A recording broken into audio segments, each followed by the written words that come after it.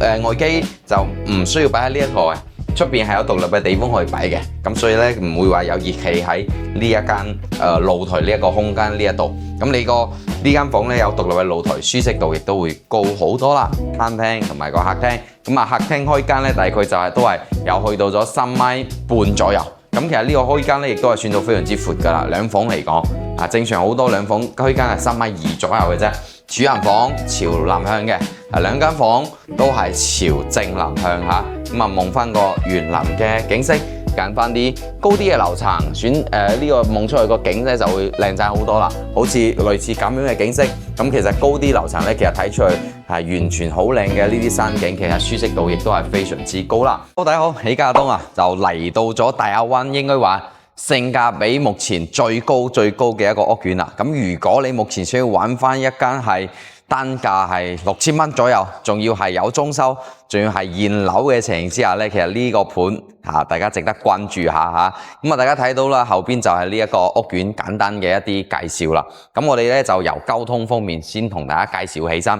咁大家其實目前可能了解大亞灣或者係惠陽區，可能關注度比較高嘅咧就係星河燈提啦、木馬湖啦、大威悅庭啦。咁呢幾個屋苑大家都知咩價錢，都係要1萬蚊左右或者係1萬蚊以上咁嘅價錢嘅。但係呢一度咧就只需要6000零蚊就可以買得到啦。咁位置咧就喺呢一度係合生時代城啦。咁其實呢個交通嚟講咧，我哋正常喺關口過嚟嗱，連同關就喺我哋嘅右左下方嘅呢一個位置。咁我哋正常去到連同關咧，就其實我哋打車其實係最方便嘅，因為咧其實個路程咧係比較近嘅。係啦，總長咧就係57公里，50分鐘嘅時間就到啦。咁我哋如果係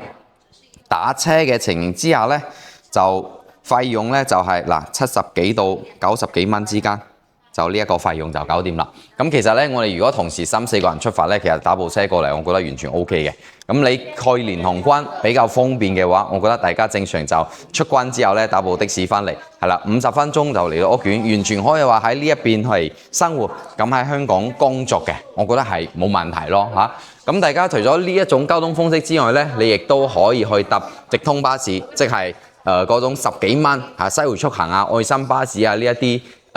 巴士翻關口嘅話，去到連同啊或者係羅湖同埋福田嘅一啲地鐵站都係可以去得到嘅。咁啊，可以喺門口呢度搭公交車嚟到呢一個位置，即係前方大概我哋搭公交車係3、4個站左右，係啦，就10零分鐘就可以搭到呢一個西湖速行嘅巴士翻關口。咁或者係喺萬達廣場呢一度亦都係 OK 嘅，呢邊亦都有巴士可以翻到關口去嘅喎，西湖速行就搞掂噶啦。咁如果大家搭公交去地鐵站嘅情形之下咧，就可以喺福田關出之後咧，10號線3個站嚟到工廈北，行呢一條綠色嘅就係14號嘅地鐵線嚟到沙田站，沙田站再轉公交車嚟到呢一度咧，就係大概20幾分鐘嘅時間。咁沙田站去到福田關咧就係1個鐘嘅時間啦，所以咧就係出咗關之後咧，全程嚟到屋苑，地鐵轉公交車係個半鐘嘅時間，但係長者咧係免費咯，呢一種係最慳錢嘅呢一種出行嘅方式啦。咁如果你住喺西九附近，即係九龍附近嘅情形之下咧，你就可以喺西九搭高鐵嚟到惠陽嘅高鐵站，惠陽高鐵站喺邊個位 ？OK， OK， 惠州南站啦，喺呢個位紅色嘅呢一個位置。咁啊1個鐘嚟到惠陽站嘅情形之下咧，就都係過嚟到合生咧，亦都係半個鐘嘅時間。的士其實就10零分鐘嘅時間就到達得到噶啦。咁我哋喺呢一度咧，去到幾個商場嘅情形之下咧，呢一度有寫啦，益田價廣場。係啦，呢一個咧就係呢一個翡翠山嘅呢一個商場啦。咁去到咧就係3.5公里，係啦，8分鐘嘅時間。呢一個係開車嘅呢一個時間。咁去到萬達廣場咧就係3.7公里，7分鐘嘅時間。就係其實呢兩個屋苑本身佢係孖埋一齊嘅，咁所以咧佢其實成個去嘅時間同埋路程咧係差唔多嘅。咁如果係嚟到咗吳悅廣場嘅情形之下咧，就係更加近啲，3.2公里，6分鐘。係啦，吳悅廣場 ，OK， 以前叫做燦邦嘅新天地啦，係咪？咁其實就嚟到呢啲地方。咁如果我哋去到咗，我睇下有冇寫，呢啲係學校嘅，冇寫。其實我哋去到沙田地鐵站或者係惠陽高鐵站，其實都係如果開車嘅情形之下，去到惠陽站咧就係10幾分鐘，去到沙田站咧就係20分鐘嘅呢一個時間啦嚇。咁轉翻過嚟講到屋苑本身嘅呢一個盤，佢其實個盤係非常之大嘅，因為翻咗好多期開發，目前其實做緊都係1、2期嘅啫。後邊仲有3期、4期啦，咁不過成個環境唔係咁好，所以咧3、4期咧就仲未開始做咁樣。咁因為佢個屋苑咧，佢唔單止有住宅，佢仲有大型嘅商業體，仲有呢一個產業園區，係啦，所以咧到時係一個好大型嘅一個城市叫做綜合體嘅一個體量係啦。咁但係咧嗰啲就要等多啲時間啦，因為大家諗下，其實目前賣緊6000幾一個方，帶埋裝修咁。入邊仲有好靚嘅智能家居，仲裝好冷氣俾到大家，啲玻璃窗門亦都係配好俾到大家噶啦。咁呢啲嘢其實大家計下條數啦，又要稅收，又要土地成本，又要資金成本，又要營銷成本等等呢一啲費用夾翻出嚟，其實6000幾蚊一定係冇錢賺，一定係蝕錢嘅。咁所以咧，其實你開發咗之後再攞出嚟呢個價錢嚟賣，其實係一定係唔抵嘅一個狀態。咁我哋可以叫做係執樓啦，因為其實佢喺呢啲正式交付之前，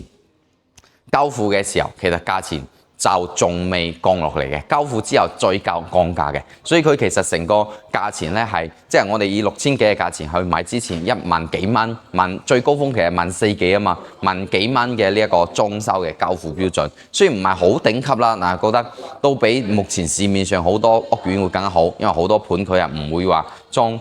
智能家居嘅。唔會配冷氣機嘅，唔會話去做呢一啲玻璃趟門嘅，係啦，生活露台佢唔會幫你封窗嘅，呢啲喺呢一度全部都有齊咗噶啦。咁我哋喺呢一度咧，呢一座樓其實樓上係個會所嚟嘅，上邊係有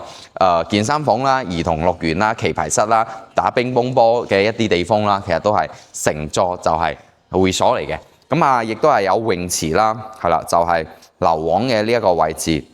有一個好大嘅泳池，咁成個園林咧係做得好靚仔嘅，因為佢有中央園林啦，有呢一啲叫做網紅棧道啦，呢啲橋啦，咁所以咧其實成個屋苑佢嘅排布咧係比較舒服啲嘅。咁再加埋咧，大家睇得到啦，呢啲樓全部都係10幾層高嘅啫，18層高。小洋房其實舒適度係非常之高，因為密度比較低，係啦。大家住慣咗喺香港，可能去到50幾層、40幾層高嘅嗰一啲咧，你就知道我話其實真係好密嘅，係啦，舒適度係完全好難去滿足到嘅。但係呢一度咧10幾層高，其實喺成個大亞灣亦都係獨一份嘅啫，喺呢個屋苑。咁呢個位置佢嘅屋苑咧，佢目前賣緊咧就係3號戶型啦，大積嘅咧就係呢個15座呢一度，係啦15座，2 lift 3房，正南正北板樓嘅設計，前邊呢一個咧係115平嘅，係啦，後邊2個咧係124平嘅，咁115咧就只有1間嘅咋。124咧就仲有幾間可以選擇，就大面積咧其實係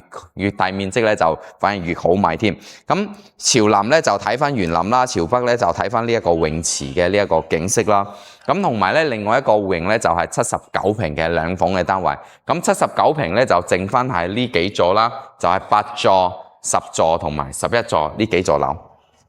係啊，呢幾座樓。咁呢一種面積咧就多啲選擇，所以佢價錢會更加平啲。最平嗰啲5900幾一個方，係啦，帶埋裝修，係啦，就79平嘅2房嘅呢一種單位就係呢幾座，可以俾到大家去選擇嘅。咁臨門呢一度咧一出嚟咧就呢一邊係山嚟嘅，係啦，佢其實可以話兩邊係環山嘅，呢一邊係北架山，咁呢一邊咧係金龜山，所以佢嘅空氣質素係非常之好嘅，係啦。咁同埋咧就出嚟到呢一個位置咧，呢邊係有條淡澳河，響水河。響水河呢條河咧係去到澳頭嗰邊嗰個出海口嗰一邊去嘅，咁有山有水，係啦，背山面水咁樣，咁所以咧佢嘅風水佈局亦都係符合好多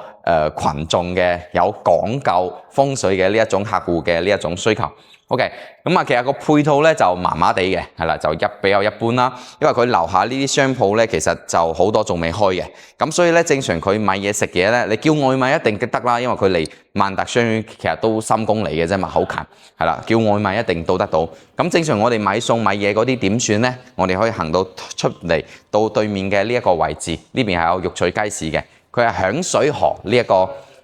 工業區，咁本身啲住入去嘅啲住客咧，即係啲人群咧係非常之多嘅，咁所以咧喺呢一個位置咧，佢有街市、有商場、有超市，就好配套係好成熟嘅。咁正常啲業主佢哋都會揸電雞出去到對面去買嘢啦，係啦。咁我哋唔一定會揸電雞，我哋就要行到對面咧要10幾分鐘嘅呢一個時間，咁就要睇你可唔可以接受到呢一部分啦。因為咧佢其實係因為配套唔係咁好，所以先有咁平嘅價錢。咁如果樓下有大商場，商業配套非常之成熟，早就賣晒啦，亦都唔會有咁平嘅價錢俾到大家啦。所以一定會有優缺點嘅呢一種咧，就要睇大家可唔可以接受得到。管理費咧就2.8一個方，呢個都算做比較貴㗎啦。因為依家目前好多都係2蚊左右，係啦。2.8咧就算高咗啲㗎啦，因為佢密度比較低。佢冇辦法，戶數比較少，所以咧佢嘅管費佢一定會高翻啲嘅。譬如話別墅嗰啲低密度嘅嗰啲樓，或者係小洋房嗰啲樓，佢嘅管理費一般都會比超高層或者高層嗰啲會貴好多嘅，係啦。咁所以咧就冇辦法，但係我哋密度戶數比較少，我哋住入嚟嘅舒適度一定會更加嘅高嘅喎。好啦，咁啊事不宜遲啦，我哋上去樓上，我哋就唔影示範單位啦，直接影翻啲實體樓俾我睇下實際嘅景色同埋交付標準究竟係如何。Let's go。愛上了看見你如何不懂謙卑，去講心中理想不會俗氣，猶如看得見神蹟，才能歡天喜地抱着你。我每次回來多少驚喜，也許一生太短，陪着你，情感有若行李，仍然沉重待我整理。天氣不似預期，但要走總要飛，道別不可再等你，不管有沒有機，給我體貼入微，但你手如明日便要遠離，願你可以留下共我曾愉快的憶記。當世事再沒完美，可願在歲月如歌中找你。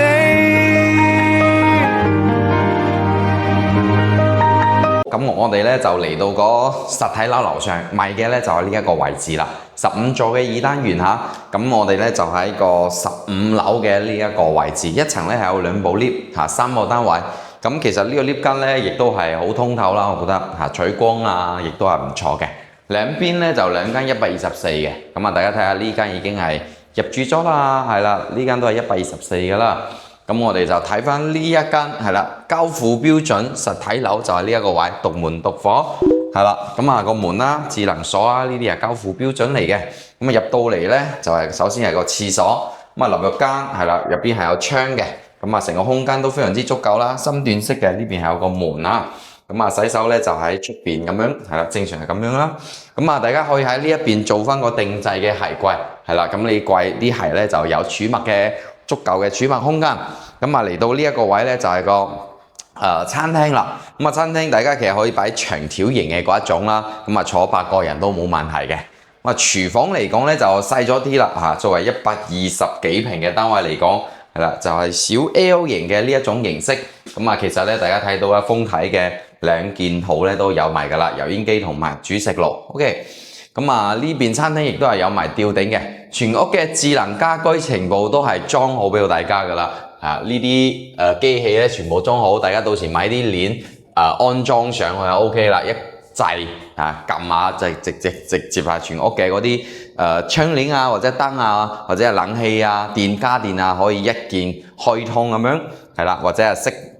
關咗咁啊入嚟之後咧，呢一邊咧就係有間生活露台，呢個位置咧係全贈送嘅，就唔計面積啦。咁其實有啲業主咧係好中意呢一個空間嘅。因為你可能有仔女啦，或者係孫仔啦咁樣，咁佢其實咧可以係呢個地方作為佢嘅一個創作嘅空間，譬如話佢作為一間書房，佢嘅彈鋼琴啦，或者係畫畫啦等等之類嘅一個獨立嘅一個空間啦。咁其實咧就成個露台咧亦都係比較大嘅。咁到時大家可以喺呢一邊咧裝翻熱水器以及呢一個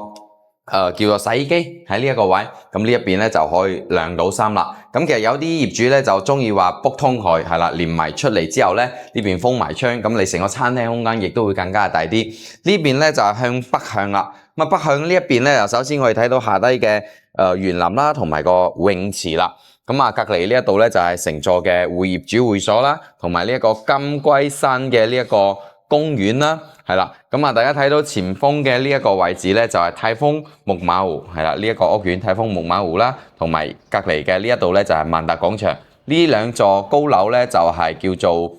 高雄嘅呢一個世景中心，佢隔離咧就係水禧園，係啦，最佢前邊少少咧就係萬達廣場啦。咁喺右側呢一度咧，就可以見到係第一灣嘅行政服務中心，我哋交稅啊，攞啲咩證件啊，同埋攞房產證啊，就都喺呢一個位置嘅，係啦，政府嘅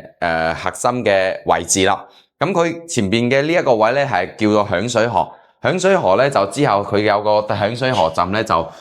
定喺呢一個位置嘅，係啦，佢留咗個地方出嚟。俾我到時有個城際軌道，可以直接去到深圳嘅寶安機場，去經龍華啦、龍崗啦，同埋去到寶安啦呢啲地方。咁大家到時咧就個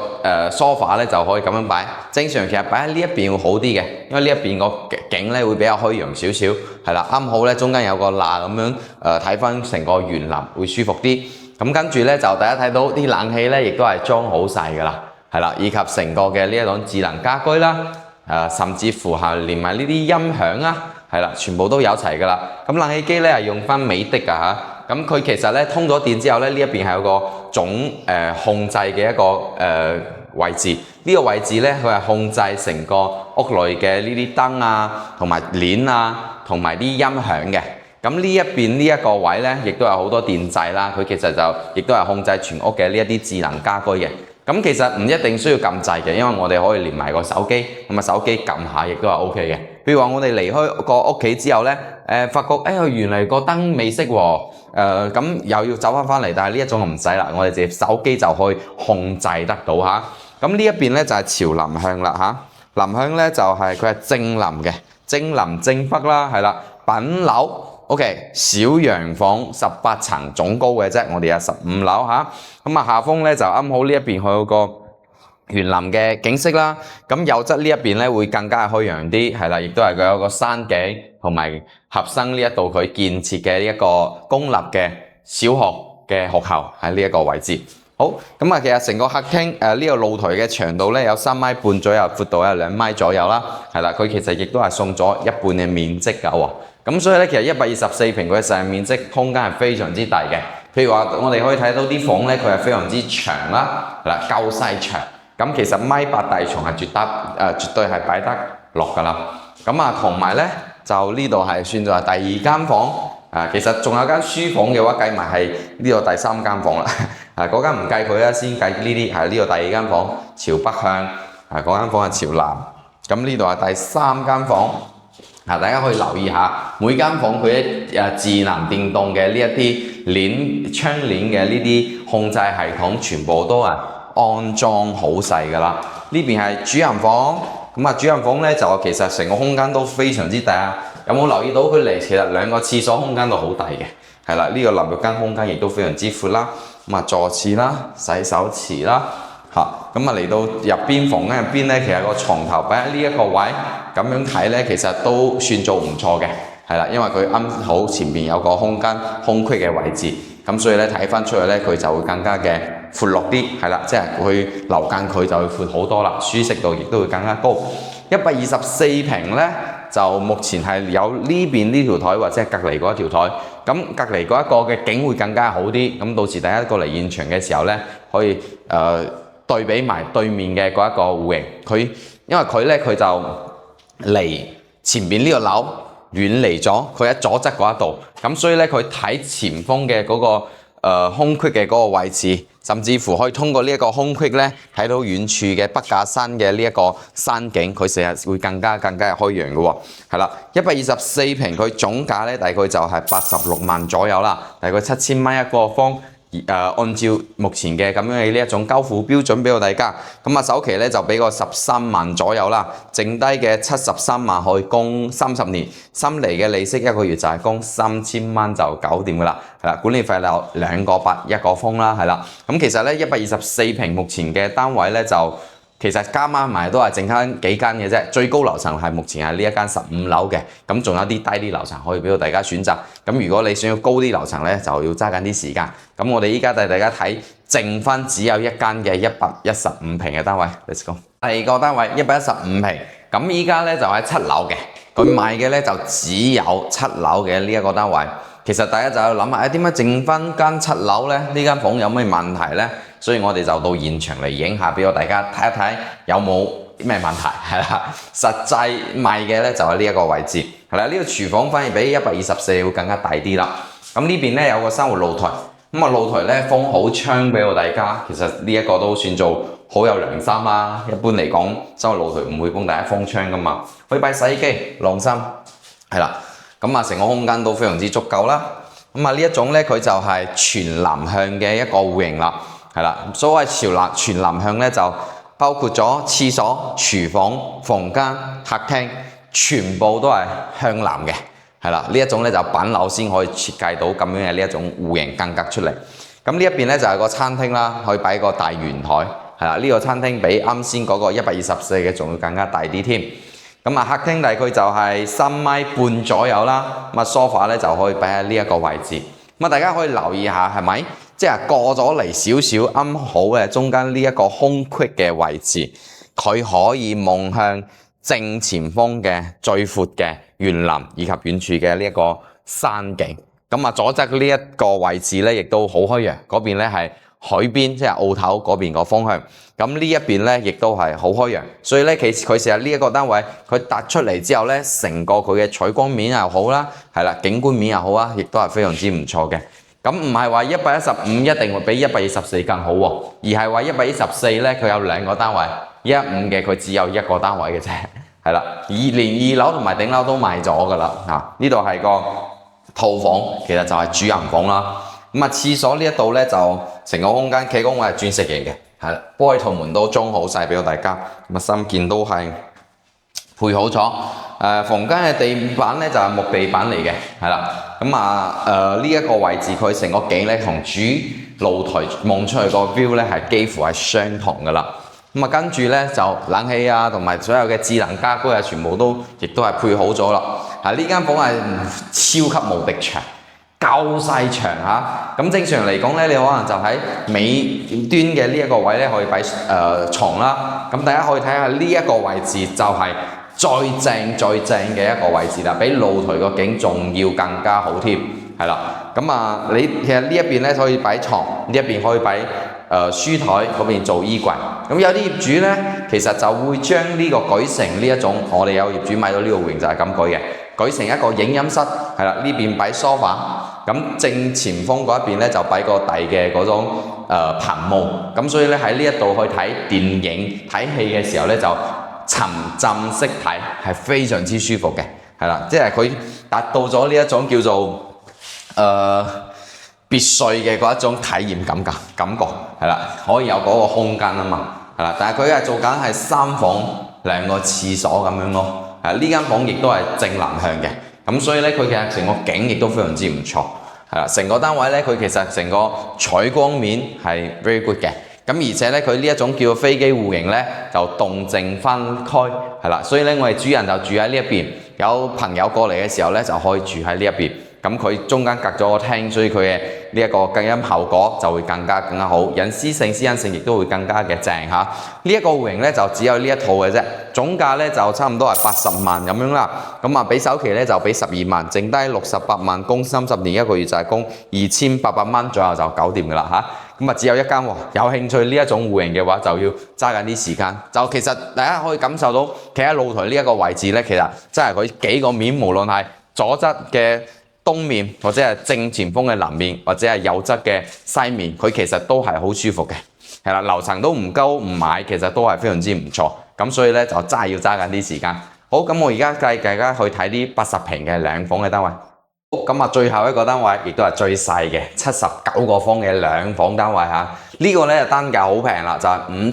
5900幾一個方起，最貴咧亦都係6500蚊嘅啫，係啦，咁所以咧總價40幾萬啦嚇，其實有埋裝修，總價40幾萬，喺大亞灣買呢層樓其實都好高性價比咯咁講。第一間房呢度咧就係擺咗張1.8米嘅大床，其實空間係夠嘅。咁兼且咧呢間房佢有個獨立嘅生活露台嘅，係啦，有個獨立嘅露台。到時你冷氣唔開，外機就唔需要擺喺呢一個嘅，出邊係有獨立嘅地方可以擺嘅。咁所以咧唔會話有熱氣喺呢一間露台呢一個空間呢一度。咁你個呢間房咧有獨立嘅露台，舒適度亦都會高好多啦。係啦，朝正南向下。咁啊，跟住咧就嚟到呢一邊係個廳啦。咁啊，廳咧呢一度咧就係個餐廳同埋個客廳。咁啊，客廳開間咧大概就係都係有去到咗3.5米左右。咁其實呢個開間咧亦都係算到非常之闊㗎啦。兩房嚟講啊，正常好多兩房開間係3.2米左右嘅啫。咁呢度係廚房，廚房出去咧就係個生活露台嘅嗰個位置。咁你如果嗰間房可以唔需要生活露台，你就可以卜通出去啦，咁樣亦都係 OK 嘅。咁但係咁樣設計就唔係咁舒服啦，因為房間佢始終佢需要個窗啊嘛，係啦。咁啊跟住咧呢一邊咧就係個廁所，係啦，企缸位都係鑽石型嘅呢一種方式，兩房一個廁所，呢度係主人房朝南向嘅，係兩間房都係朝正南向嚇。咁啊望翻個園林嘅景色，我哋依家咧就喺2樓嘅，咁啊大家亦都可以揀翻啲高啲嘅樓層嚇。因為79平咧係呢幾個式入邊佢嘅面樓層選擇性最多嘅，因為佢好多棟數咧都係有呢一個戶型。佢之前其實仲有個91平嘅，係啦，即係佢後邊嘅呢幾座除咗15同埋20座呢兩座之外咧，就其他嘅所有座數都係呢一種兩個戶型嘅啫，一個79，一個係91。嗱91嗰一族席咧就已經全部賣晒啦。咁79咧就有好多選擇，佢係由於係2樓先有呢一個位置，呢啲食肆喺呢一度嚇，正常樓層係冇呢一個位置嘅，所以咧佢其實正常呢一邊係通透，睇出嚟舒服性、舒適度咧會高好多。咁2樓咧所以咧就望翻就冇咩景睇，咁大家其實真係可以揀翻啲高啲嘅樓層，選呢個望出去個景咧就會靚仔好多啦，好似類似咁樣嘅景色。咁其實高啲樓層咧，其實睇出去係完全好靚嘅呢啲山景，其實舒適度亦都係非常之高啦。係啦，79個方咧，嗱總價起步價咧就係47萬幾，係啦，5900幾一個方。OK， 咁啊俾個7萬蚊嘅首期啦，剩低嘅供30年，一個月就係供1600蚊。咁啊1600蚊其實正常你買翻間屋係啦，正常去租房租間兩房其實都係要咁樣嘅租金嘅，1000幾蚊。咁所以咧其實以供對租，我覺得其實都係唔錯嘅呢一種選擇。首期得幾萬蚊嘅啫。咁入邊咧啲冷氣啊、注意智能家居啊，全部亦都係配齊可。好，我哋只需要買翻啲家私家電，係啦，簡單啲嘅嗰種咧就係2萬蚊搞掂啦。咁啊靚仔啲嘅係啦，或者你需要做好多定制櫃呢一種咧，可能就5-6萬蚊，亦都可以搞得掂噶啦。咁就可以住到入嚟啦。係啦，其實呢個屋苑咧就優點嚟講咧，其實我覺得就係個舒適度啊。佢因為佢係小洋房 ，OK， 小洋房咧總高咧就本身就比較矮啲。哦，好啊，係嘛？咁所以咧，佢其實成個呢一個密度咧係比較低嘅，2.5嘅容積率，亦都係成個區域入邊最低嘅容積率啦。容積率亦越低，你嘅舒適度就越高。咁而且咧就都係2 lift 3火或者係2 lift 4火呢一種排布。佢係正南正北嘅，係啦，板樓嘅設計，所以咧佢嘅所有單位佢嘅通風效果同埋採光面亦都係做得非常之好啦。咁啊第三個咧，我覺得就係佢嘅成個價錢係真係夠晒低嘅，因為6000蚊到7000蚊之間嘅呢一種大裝修現樓嚟講，其實喺呢個區域入邊已經算做係最低嘅價錢。咁而且咧佢仲係有成套嘅呢啲智能家居。交付標準亦都係唔錯，咁同埋咧佢嘅呢一種仲要係現樓添，咁同埋咧佢嘅成個呢一個屋苑佢嘅配置各方面亦都係唔錯。佢收咗入嚟之後咧，佢嘅成個呢一種安靜咧，即係我覺得噪音係完全冇噪音嘅。佢嘅呢一種即係入住入嚟之後咧，有少少嗰種叫做住喺度假區嘅嗰一種感覺。咁當然啦，佢都有缺點嘅，就係我哋買餸咧都係要行到對面去，咁所以咧就要行10零分鐘先可以去到街市嗰一啲地方去買嘢、去食嘢先得，係啦。自己屋苑下低佢嘅商業配套咧就唔係咁完善嘅。咁目前咧有間蘇寧嘅呢一個超市喺門口有開，咁正常我哋買嗰啲生蔬肉菜呢啲其實係可以滿足到嘅。要買多啲嘢或者係齊全啲就要出翻去先得。咁我覺得其實呢個屋苑咧佢係有想像嘅空間嘅，因為如果真係個心地城際嘅呢一個站點第一溫嘅呢幾個站點咧，佢動工嘅時候咧，其實呢一邊嘅樓價嘅呢一種升值嘅呢一種機會會高好多啦，因為呢一條線咧其實已經深圳段準備要竣工要通車㗎啦，咁惠州段咧已經研究咗幾年嘅時間，咁目前咧大家亦都可以睇到有個最新嘅消息咧，就係前呢幾日先出嘅啫，就係真真正正準備要動工㗎啦，因為已經係做緊招標嘅呢一個工程。咁我諗咧，可能今年有機會會真真正正嘅動工啦。咁真係動工嘅時候咧，佢其實成個樓價會有刺激嘅作用啦，我覺得嚇。如果大家到咗呢個屋苑咧，啱你自己心水，個價錢亦都係符合你嘅呢一個理想中嘅呢一個要求嘅情形之下咧，大家想要睇下樓，咁我就可以聯絡阿東我哋有關口接大家過嚟一齊睇一睇。咁周邊咧，其實除咗合生時代城呢一個屋苑之外咧，其實仲有其他盤可以做下對比嘅，譬如話我哋入去到澳頭嘅粵海一貴府啦，李嘉誠嘅呢一個龍柏花園啦，同埋呢一個紅樹東岸啦，包括咗去到澳頭最入邊嘅海景城海生湖啦，呢一啲就係差唔多咁嘅價錢，係啦，比呢啲價錢會高翻啲啲，係啦，但係佢其實離呢啲咩萬達廣場、銀匯廣場會更加遠啲，即係地段反而冇呢一個咁好，但係佢哋可能個配套樓下嘅商業配套會更加係成熟啲，因為佢嗰度一度咧係屬於係舊區。咁如果論西區呢一個新區嘅呢一個區域嚟講，呢一個屋苑就係性價比最高嘅盤啦，因為佢隔離嘅咩泰豐豐南岸啊、木馬湖啊呢啲屋苑咧，其實都係要去到8000幾到1萬之間咁樣嘅單價嘅，但係呢一個係6000零蚊就搞掂啦，係啦，咁所以咧就呢一個屋苑全部就介紹到呢一度，我哋下集再見啦，拜拜。